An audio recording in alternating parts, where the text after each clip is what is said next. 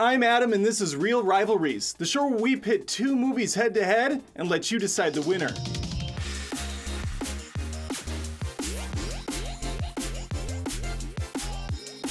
Two origin stories do battle as Marvel's Ant-Man goes up against DC's Aquaman. The rounds in play are characters, story, powers, and assembly. Let's dive into the characters first. That was a water pun. When people think of cool superheroes with amazing abilities, Aquaman doesn't necessarily spring to mind. In fact, I'd argue he's typically on the punchline side of things. Zack Snyder set out to change that, and with the help of Jason Momoa, succeeded. James Wan gets to direct a fierce, hulking version of the character, who doesn't shy away from throwing out some cheesy one-liners after taking out the trash. Joining Arthur Curry under the sea is an impressive lineup of actors. Patrick Wilson plays his half-brother and main villain of the picture, King Orm. Willem Dafoe mentors our lead as Vulko, Dolph Lundgren steps out of the ring and into the ocean as King Nereus, and Nicole Kidman manages to upstage everyone as Atlanta. There is a second villain who occasionally crops up like a Team Rocket character named Manta. Amber Heard is in this too as Mera. People really seem to like her online. There is no shortage of stars in Ant-Man either. Paul Rudd, the physical manifestation of the Fountain of Youth, plays Scott Lang, aka Ant-Man. He takes the suit from its previous owner and creator, Michael Douglas. Evangeline Lilly plays his daughter Hope, who will later become Wasp for the sequel. Judy Greer keeps getting miscast as basic moms lately. She's in Jurassic World, and here she plays ex-wife Maggie. This actress is hilarious, and she is being wasted in these types of roles. Speaking of hilarious, Michael Pena keeps things lively with his ridiculous storytellings, and Anthony Mackie shows up for a few minutes of Falcon action. We get a Peggy Carter, Howard Stark cameo early on too. Corey Stoll plays the generic villain, Darren Cross, aka Honeycomb, or something like that, I don't know, Yellow Jacket. A good cast all around, but the breakout performance goes to Thomas the Tank Engine. And for that alone, Ant-Man takes the win here. Aquaman is an adventure story. It's a romance. Occasionally it's a horror flick. Sometimes it's an epic war saga. It's a lot of things. Arthur's early life is pretty humbling. He hangs out with his dad at the lighthouse and occasionally swings by the aquarium to do a bit of Harry Potter stuff with the sea life. His mother was the queen of Atlantis and thought to be dead for having a life on land. Years go by as we learn Arthur has been protecting the ocean by thwarting pirates and other wrongdoers. One said pirate vows revenge on Aquaman when his father dies because Arthur refused to save him. He will get his hands on some laser tech, strap it to his face for some reason, and start calling himself Black Manta. Now, to some people, strapping a laser to your face seems impractical. To me, it just seems stupid. The main storyline revolves around Arthur's stepbrother Orm, who is slowly building up a massive army to attack the folks upstairs with.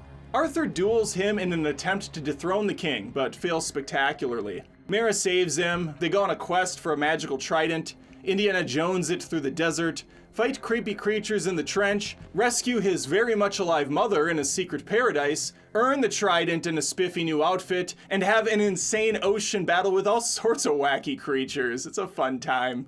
Orm is defeated and imprisoned as Arthur becomes the real ocean master. The Aquaman who bridges land and sea. This is me bridging.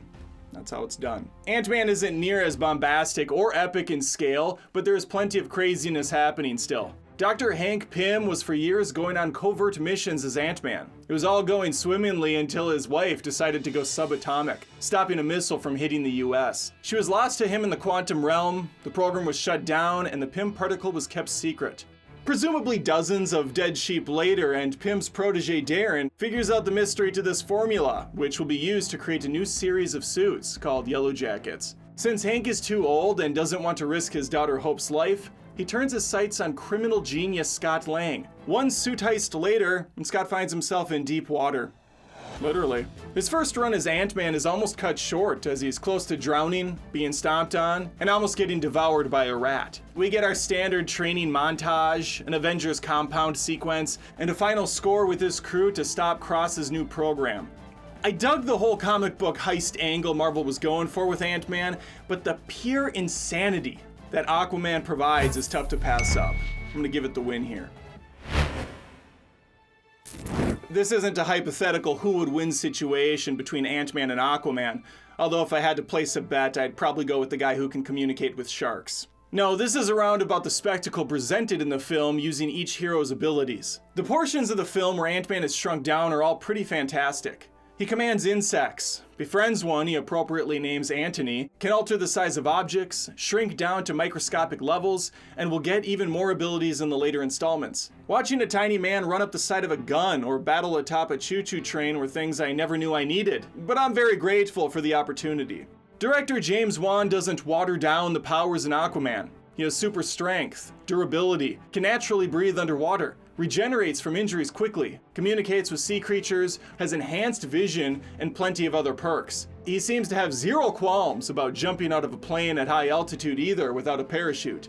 His girlfriend Mara has some unique gifts as well, with her main features being the manipulation of water and winning court cases. She puts on a full-blown fountain water show with the flick of her wrist. A very specific skill set to master, I'm sure. Ant-Man had some fun with the powers, but I think they could have gone further. I like my shenanigans at 100%. Aquaman gets another win here.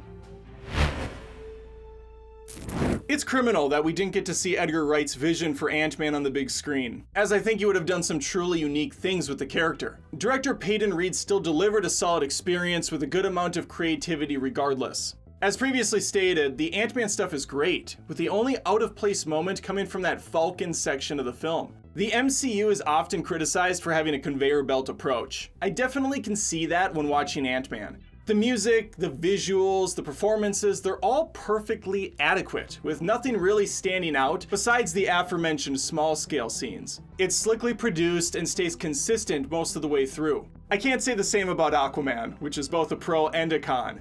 It seems like James Wan wasn't sure he would get to make a second or third installment, so instead he opted to do everything in the first. This leads to a disjointed final product that blends hauntingly beautiful scenes like the trench with horribly out-of-place green screen work in the desert section. The music doesn't help matters. 1 minute we're listening to a dramatic gladiator-style theme, and the next we're hearing Pitbull butcher a classic Toto song. Listen, I celebrate most of Pitbull's catalog, but you do not go after Toto like that. That's just disrespectful.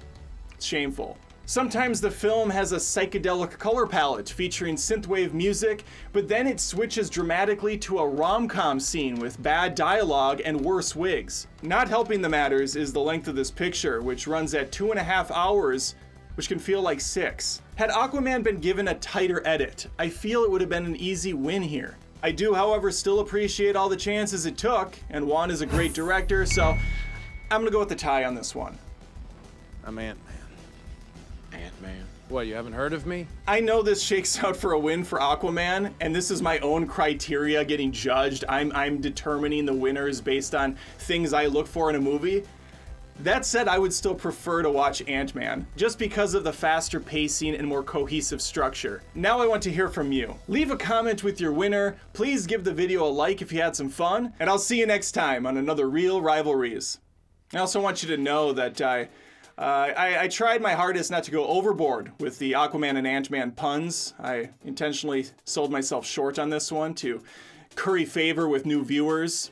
It was no small feat for me to accomplish, but you know, I think I saved myself from going too far off the deep end here. Okay, I think that's enough.